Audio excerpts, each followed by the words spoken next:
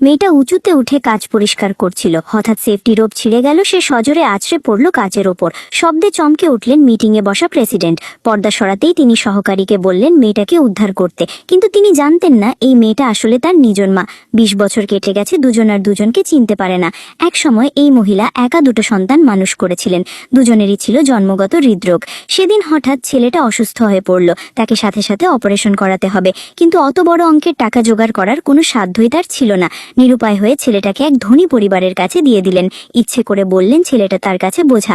আসলে ভয় ছিল ছেলে চুপচাপ বাড়ি ফিরে আসবে। 20 বছর পরে সেই ছেলে এখন কোম্পানির প্রেসিডেন্ট, কিন্তু মায়ের উপর তার ভেতরে জমে আছে গভীর ঘৃণা।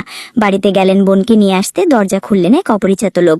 সে জানালো প্রেসিডেন্টের মা আর বোন দুজনেই মারা গেছেন। বুকের ব্যথায় সেখানেই জ্ঞান হারালেন প্রেসিডেন্ট।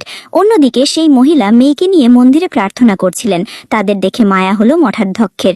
মানতের পুকুর থেকে তুলে আনা সব টাকা তিনি তাদের দিয়ে দিলেন। ঠিক সেই মুহূর্তে মেয়ের হৃদরোগ আবার মাথাচাড়া দিয়ে উঠল। ডাক্তার বললেন আর দেরি করার উপায় নেই। মহিলা কথা দিলেন সময় মতো চিকিৎসার খরচ দিয়ে দেবেন। এরপর থেকে আরো কঠিন হয়ে খাটতে লাগলেন তিনি। দিনের 7টা কাজ করতেন। অন্য কেউ নিতে না চাইলেও উঁচুতে কাজের সুযোগ লুফে নিতেন। সেফটি রোপ ছিঁড়ে পড়ার পরেও তার প্রথম ভয় ছিল প্রেসিডেন্ট হয়তো তাকে বরখাস্ত করবেন। তাই কাকুতি মিনতি করলেন যেন চাকরিটা থাকে।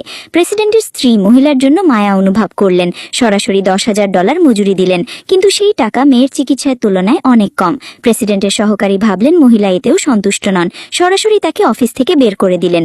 অপারেশনের টাকা জোগাড় করতে মহিলা মেয়েকে হাসপাতালের করিডোরে রেখে দিলেন। দুজনে শুধু সস্তা ইনস্ট্যান্ট নুডলস খেয়ে দিন পার করতেন। প্রেসিডেন্ট হঠাৎ এই দৃশ্য দেখে ফেললেন। বুঝতে পারলেন মহিলা সত্যিই চরম কষ্টে আছেন। নার্সকে বললেন তাদের জন্য একটা কেবিনের ব্যবস্থা করতে। নার্স মেয়েকে কেবিনে নিয়ে যেতেই মহিলা উচ্ছিষ্ট খাবার হাতে নিয়ে কোণে লুকিয়ে খেতে বসলেন। প্রেসিডেন্টের ছেলে এটা দেখে নিজের কেক মহিলার দিকে এগিয়ে দিল। মহিলা অবাক হয়ে লক্ষ্য করলেন ছেলেটার চেহারা হুবহু তার নিজের ছেলের মতো।